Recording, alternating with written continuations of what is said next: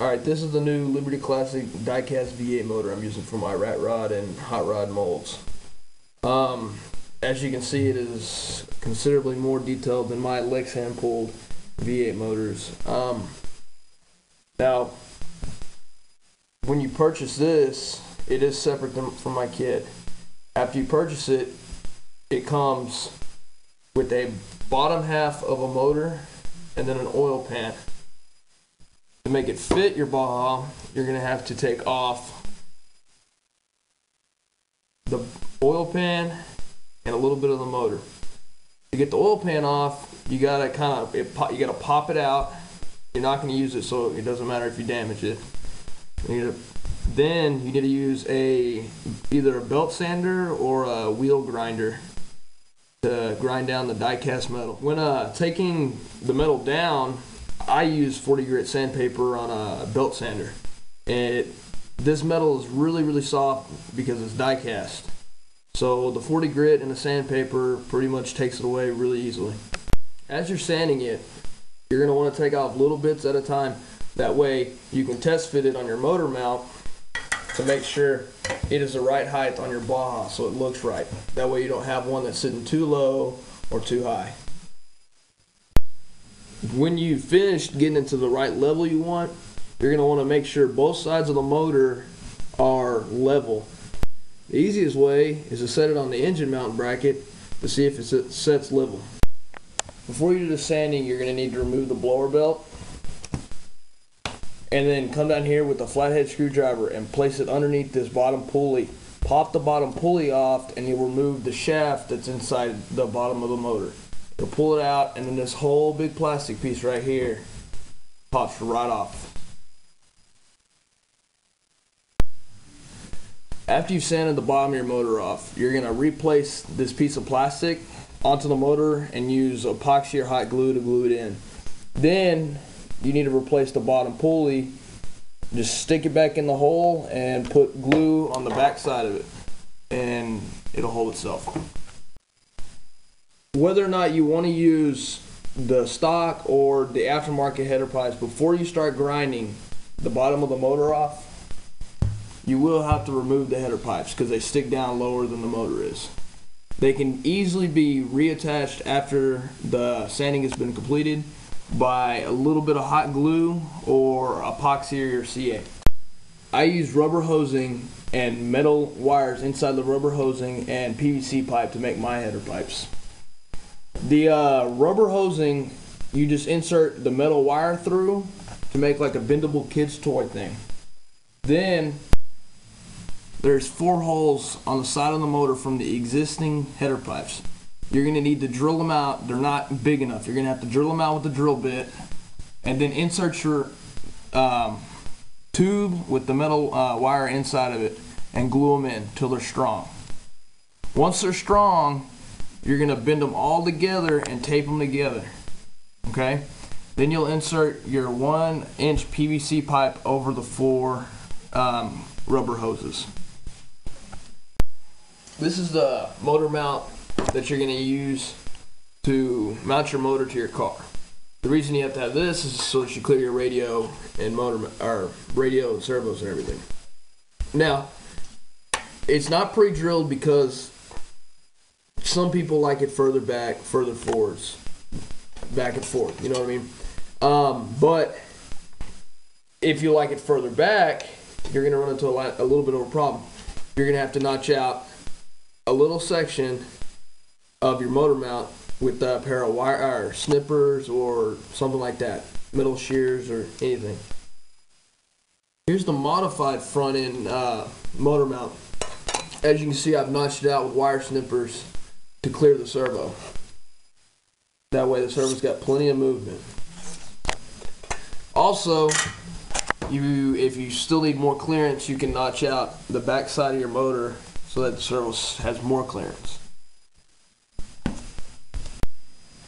The next step, you're going to need to have your body on your car.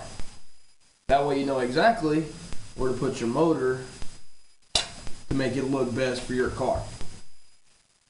Now, you got your body on and you're going to test fit the motor so that you know exactly where to drill holes and everything. Once you figure out exactly where you like your motor and your motor mount, you're going to remove your motor, use a Sharpie, and mark holes. You're going to use these bolts to drop through the roll cage holes on the front. Then your self-locking nuts to thread onto the bottom side. Once you get your motor mounted actually to your plate, you'll tighten these down completely. Okay. Alright, the next step is to mount your motor mount to your motor. You're going to put your motor mount all the way as far forward as you can on your motor. Then you're just going to drill. It doesn't really matter if you're dead center in the middle or not. You're going to drill straight through the plate into the bottom of the blower, which is it's pretty thick plastic. Before you make the drill in your motor mount into your motor, you need to make sure it is smaller than your self-boring screw, which is included in the package. You will take your self-boring screw through the bottom side of your motor mount. You'll screw it in. Okay? Once you get your screw through your motor mount, you'll line the screw to your hole that's drilled into your bottom of your blower. Once you get it lined up, you'll start it threaded in. Once it gets all the way threaded in, you'll use your Phillips head screwdriver. You'll tighten it down just a little bit. That way, you can still center it up and make sure that everything is straight across. Once you get it to the right point, you'll take your Phillips head screwdriver and you'll tighten it up so it's tight. That way, it doesn't move. Okay? Then you'll set it back down on your chassis and make sure that it is exactly what you want. The next step is to put it onto your chassis. Take your 1-inch bolts, which is a little difficult to get in.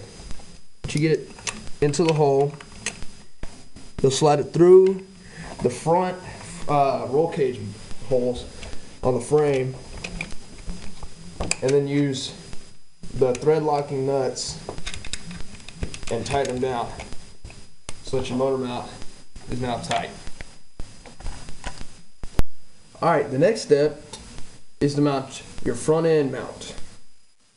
You're going to have to remove the front nose piece, which is fairly easy after removing these two bolts on the bottom side, which will be located here and here. Then it just pops right out. You're going to take your motor mount, you're going to set it right on top of the two holes, which are right here.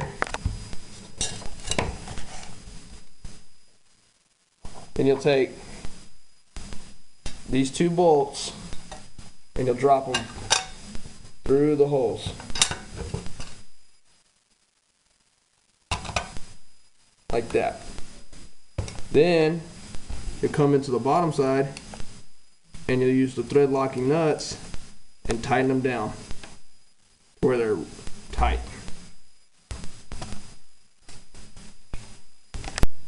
Alright, the next step is you need to place your front end mount on your car. Just slide it right back in, it'll go in the exact same way.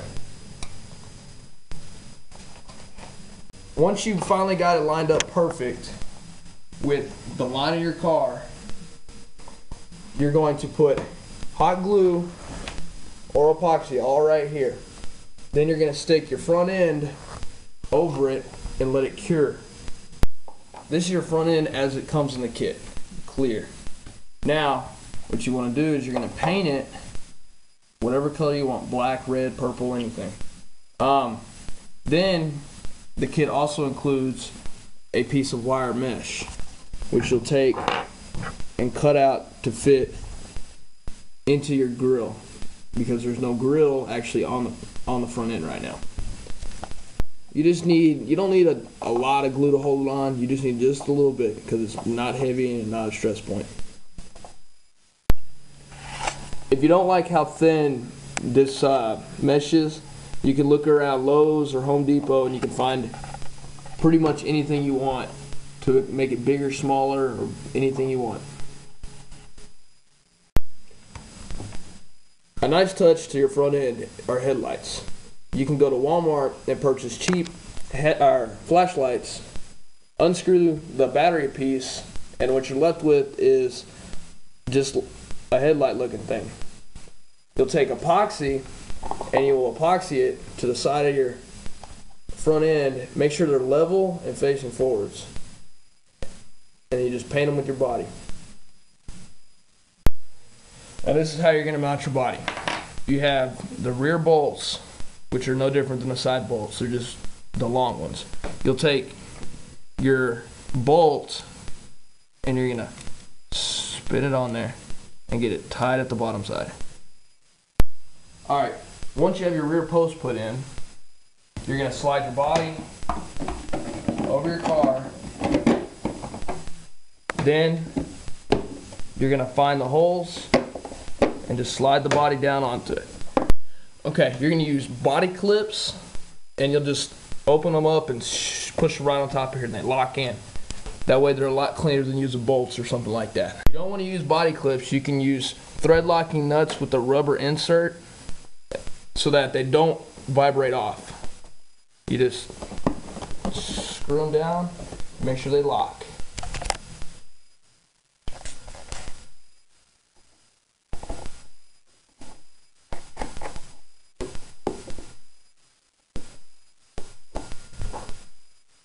Now if you have the Ratrod 2, you're going to have to remove your roll bar to insert your body post mounts, because the Ratrod 2 is wider than the body posts, the stock body posts are.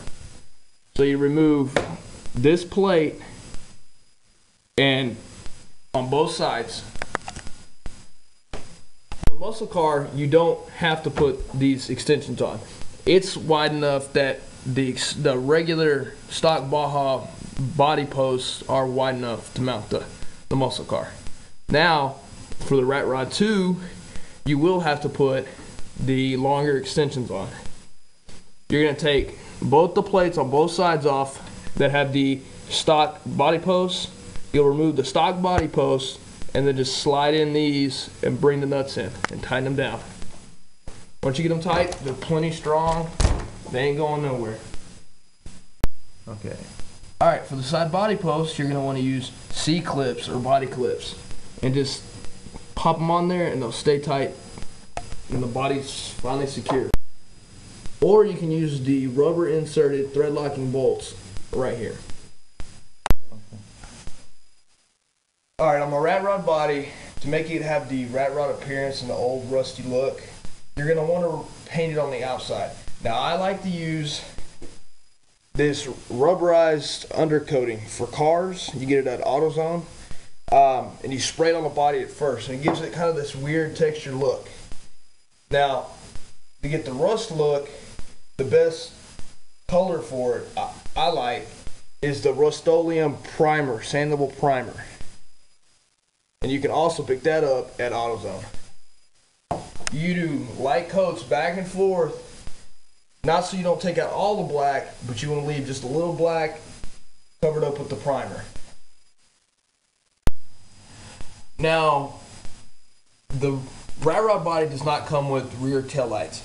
You can go to AutoZone or Pet Boys and you can look around in their like customization aisles, I guess is what you call it, and you can find like little knick-knack, little chrome pieces that you can paint to make like rear tail lights or any kind of custom little things you want. You just hot glue them to the body after it's been painted.